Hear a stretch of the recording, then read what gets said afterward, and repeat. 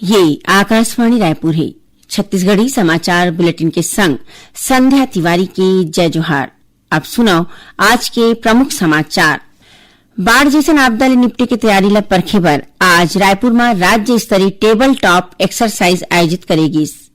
पर्यावरण, प्रकृति और जैव विविधता के संरक्षण ला बढ़ावा दे के उद्देश्य ले छत्तीसगढ़ के जम्मू जिला में हरेली बर्ड फेस्टिवल के आयोजन करेगी और संस्कृति और राजभाषा संचालनालय हा मुख्यमंत्री लोक कलाकार प्रोत्साहन योजना पर प्रदेश के लोक कलाकार मन ले 31 अगस्त तक मंगाए है आवेदन।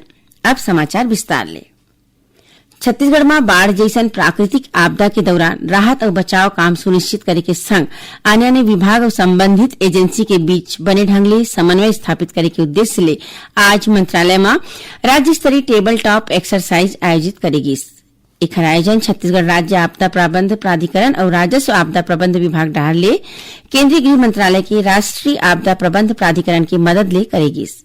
इस दौरान बाढ़ प्रबंधन, प्रभावित मन ला मदद, मौसम विज्ञान और जल संसाधन विभाग के बीच समन्वय और चेतावनी के संगे संग सार्वजनिक सूचना प्रणाली के माध्यम ले डाउन स्ट्रीम के गांव मन ला पहली ले सचेत करे ऊपर गोट बात करेगी। उन्हें बाढ़ आपदा के समय एनडीआरएफ, एसडीआरएफ, नगर सेना और आने बचाव दल में आपसी समन्वय ऊपर घलो गोट बात हुई। बैठका में राजस्व और आपदा प्रबंध के सचिव समी आबदी आपदा के दौरान तुरते निर्णय, संसाधन के सुघ्घर उपयोग और जम्मू जोड़े विभाग के बीच मजबूत समन्वय पर जोर दी। राजस्व आपदा प्रबंध विभाग के अधिकारी मन बताइने कि 20 अगस्त के राज्य स्तरीय मॉक एक्सरसाइज आयोजित करे जाही। इमा प्रदेश के जम्मू जिला के अधिकारी मन शामिल होही। छत्तीसगढ़ राज्य वक्फ बोर्ड के अध्यक्ष डॉ सलीम राज आज रायपुर में समान नागरिक संहिता यूसीसी समिति के सदस्य मन ले भेंट करी। ये दौरान डॉ सलीम राज समिति के सदस्य मन ला आम नागरिक मन ला यूसीसी के अन्य पहलू मन ला समझाए बर सरल भाषा में एक पुस्तक प्रकाशित कराए के सुझाव दी। सदस्य मन राज्य के प्रबुद्ध नागरिक, सामाजिक संगठन और आम जनता मन ले यूसीसी के ड्राफ्ट बर अपन सुझाव साझा करे के आग्रह करे। उद्योग मंत्री Lakhanlal Devangan Manikpur open cast expansion परियोजना के प्रस्तावित जन सुनवाई लेके एसीसीएल कोरबा के महाप्रबंधक ले चर्चा करी। इस दौरान उन्होंने मुआवजा, पुनर्वास और पुनर्स्थापना ले जुड़े लंबित काम के निराकरण और काचांदी नाला डायवर्सन की प्रारंभिक निरीक्षण रिपोर्ट मिले के बाद जन सुनवाई आयोजित करे के निर्देश दिए। खबर के मुताबिक मानिकपुर ओपन कास्ट एक्सपेंशन परियोजना के तहत कोयला उत्पादन क्षमता ला 5.25 एमटीपीए ले बढ़ा के 7 एमटीपीए करे जाए के प्रस्ताव है। एक 21 अगस्त की जन सुनवाई होना है। मुख्य सचिव विकासशील के अगुवाई में कल रायपुर में राज्य सहकारी डेयरी फेडरेशन के राज्य स्तरीय संचालन समिति की बैठका हुई। बैठका में प्रदेश में डेयरी क्षेत्र के विकास, दुग्ध उत्पादक के फायदा, महिला दुग्ध उत्पादक की भागीदारी बढ़ाए और दूध संग्रहण के संगे संग विपणन व्यवस्था ला मजबूत करे ऊपर चर्चा हुई। संगे संग बस्तर और सरगुजा संभाग में डेयरी विकास ला लेके विशेष जोर देगी। पर्यावरण, प्रकृति और जैव विविधता के संरक्षण ला बढ़ावा दे के उद्देश्य ले छत्तीसगढ़ के 33 जिला में 14 ले 16 अगस्त तक हरेली बर्ड फेस्टिवल के आयोजन करेगी। यह अभियान में 1000 ले ज्यादा प्रतिभागी मन भाग ले।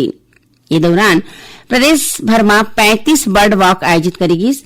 3 दिन में 954 ई बर्ड चेक लिस्ट के माध्यम ले 211 पक्षी प्रजाति के दस्तावेजीकरण करेगी। हरेली बर्ड फेस्टिवल के उद्देश्य सिर्फ पक्षी मन की गणना नहीं करना है, बल्कि नागरिक विज्ञान के माध्यम ले छत्तीसगढ़ के पक्षी विविधता के वैज्ञानिक दस्तावेजीकरण करना हवय। शेयर ट्रेडिंग में मुनाफा के लालच दे के करीब 1 करोड़ 15 लाख रुपया के ठगी करैया 4 जिन आरोपी मन ला रायपुर पुलिस गिरफ्तार करे है। ये आरोपी मन ला महाराष्ट्र और मध्य प्रदेश ले पकड़े गए है। आरोप है कि ये मन छत्तीसगढ़ के 3 जिन मनखे ले करोड़ों रुपया के ठगी करे है। तीनों जिन आरोपी मन ला गिरफ्तार करके रायपुर लाए गए है। पुलिस आरोपी मन ले जब्त मोबाइल के जांच करत है। छत्तीसगढ़ी समाचार बुलेटिन आप मन आकाशवाणी रायपुर ले सुनत हो। छत्तीसगढ़ के खबर ले है आपकी वास्ता और खबर के विश्वसनीयता ले है हमार वास्ता। आकाशवाणी समाचार रायपुर के प्रादेशिक समाचार बुलेटिन के संगे संग हमार समसामयिक कार्यक्रम आप रेडियो के संग अपन मोबाइल में घलो सुन सकत हो। आकाशवाणी समाचार फेसबुक, ट्विटर और यूट्यूब में घलो हावय। हमार फेसबुक पेज हरे Chhattisgarh news on AIR, Twitter handle CGAIR news और हमारे यूट्यूब चैनल हरे छत्तीसगढ़ AIR न्यूज। तो अब रेडियो के संगे संग आपके मोबाइल के माध्यम ले हम आप तक पहुंचत हन। छत्तीसगढ़ के हर खबर पर सुनत रहो आकाशवाणी समाचार।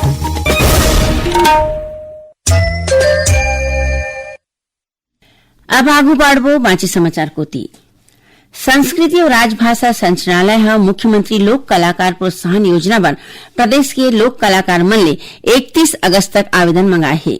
योजना के तहत नृत्य संगीत, लोक नाट्य, लोक गाथा, छत्तीसगढ़ी गीतकार, वाद्य यंत्र वादक, शिल्प कलाकार, छत्तीसगढ़ी पाक कला और छत्तीसगढ़ी सौंदर्य कला ले जुड़े कलाकार मन ह आवेदन कर सकत हे। पात्र कलाकार मन ला चिन्हारी पोर्टल में पंजीयन कराना जरूरी होही। चुने गए कलाकार मन ला हर बछर 12 ले 24,000 रुपया तक प्रोत्साहन राशि दे जाही। संस्कृति विभाग डहाले रायपुर के महंत घासीदास संग्रहालय परिसर में 21 ले 25 अगस्त तक पावस प्रसंग के आयोजन करे जाही। कार्यक्रम में वर्षा ऋतु के प्राकृतिक सुंदरता, उमंग, उल्लास और संवेदना मन ला शास्त्रीय नृत्य और संगीत के माध्यम ले अभिव्यक्त करे जाही। कार्यक्रम हर दिन संझा 7 बजे ले शुरू होही। छत्तीसगढ़ श्रोता मंच कोतिले भिलाई में काली ले अखिल भारतीय रेडियो श्रोता सम्मेलन के आयोजन करे जाही। 2 दिन के ये सम्मेलन के पहली दिन काली 19 अगस्त के भिलाई के सेक्टर 6 स्थित डॉक्टर बाबा साहेब अम्बेडकर सभागार में और 20 अगस्त के भिलाई के सिविक सेंटर स्थित महात्मा गांधी कला मंदिर में कार्यक्रम के आयोजन करे जाही। साइबर जागृति अभियान के तहत रायपुर के शासकीय दंत चिकित्सा महाविद्यालय में आज छात्र छात्रा और इंटर्न्स पर विशेष साइबर सुरक्षा जागरूकता कार्यक्रम के आयोजन करेगी।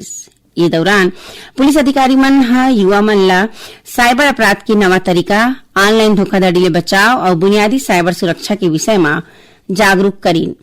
कार्यक्रम के दौरान युवा मन ला अभियान की मुख्य थीम साइबर जागृति की एक सेल्फी ले जोड़ेगी। रायपुर विकास प्राधिकरण RDA टाउनशिप योजना शुरू करे है। नवा रायपुर के तीर पीरदा तुलसी गांव के करीबन 355 एकड़ भूमि में प्रस्तावित ये टाउनशिप पर भूस्वामी मन ले दावा आपत्ति मंगाए गए है। योजना के तहत 879 भूस्वामी मन ले दावा आपत्ति मंगाए गए है। RDA के CEO अवनीश सरन बताइन है कि प्रस्तावित योजना में भूस्वामी मन ला 40% विकसित जमीन ला लौटाए के प्रावधान है, जौन ला दिसंबर महीना तक पूरा करे के लक्ष्य राखे गए है। अब थोड़ी समाचार सार में राज्य शासन के सामान्य प्रशासन विभाग 28 अगस्त के राखी तिहार ला देखत प्रदेश के कोषालय और जम्मो बैंक मन बर सार्वजनिक छुट्टी की घोषणा करे है। मुख्यमंत्री विष्णुदेव साय काली जसपुर जिला के बगिया में जसपुर वन मंडल के जन जागरूकता अभियान में आधारित गज रथ यात्रा भाग 2 के विमोचन करी। रायगढ़ जिला में नजुल पट्टा नवीनीकरण की प्रक्रिया अब सरल हो गई है। जिला प्रशासन ई नजुल व्यवस्था लागू करे है। एकर तहत नजुल पट्टा धारक मन मोबाइल फोन ले घर बैठे पट्टा नवीनीकरण पर आवेदन कर सकही। दक्षिण पूर्व मध्य रेलवे के चक्रधर मंडल में 5वां लाइन के कमीशनिंग पर 25 सितंबर ले 14 अक्टूबर तक नॉन इंटरलॉकिंग के काम होही। एकर सेती 25 सितंबर ले 14 अक्टूबर तक 16 ट्रेन रद्द रही। उन्हें कुछ एक ट्रेन मन के रूट में बदलाव करे जाही। और सामान्य भविष्य निधि ले जुड़े लंबित प्रकरण के निराकरण बर दुर्ग स्थित जिला कोषालय अधिकारी कार्यालय में काली ले 3 दिन के शिविर के आयोजन करे जाही। राजस्व और आपदा प्रबंधन विभाग प्रदेश भर में अब तक हुए बारिश के आंकड़ा जारी करे है। एक मुताबिक अब तक औसतन 731 मिलीमीटर ले ज्यादा वर्षा दर्ज करे जा चुके हैं, जौन पाछू 10 बछर के औसत बारिश के करीबन 99% हवय। विभाग के मुताबिक सारंगढ़, बिलाईगढ़ जिला में सबले ज्यादा पानी गिरे है। उन्हें कांकेर और सुकमा जिला में वर्षा के आंकड़ा सामान्य ले कमती हवय। आखिर में प्रमुख समाचार एक घाव फेर बाढ़ जैसन आपदा ले निपटे की तैयारी ला परखे बर आज रायपुर में राज्य स्तरीय टेबल टॉप एक्सरसाइज आयोजित करेगी। पर्यावरण, प्रकृति और जैव विविधता के संरक्षण ला बढ़ावा दे के उद्देश्य ले छत्तीसगढ़ के जम्मू जिला में हरेली बर्ड फेस्टिवल के आयोजन करेगी। और संस्कृति और राजभाषा संचालनालय मुख्यमंत्री लोक कलाकार प्रोत्साहन योजना पर प्रदेश के लोक कलाकार मन ले 31 अगस्त तक मंगाए है आवेदन। एक संग छत्तीसगढ़ी समाचार बुलेटिन ही सिरावत है। जय जोहार।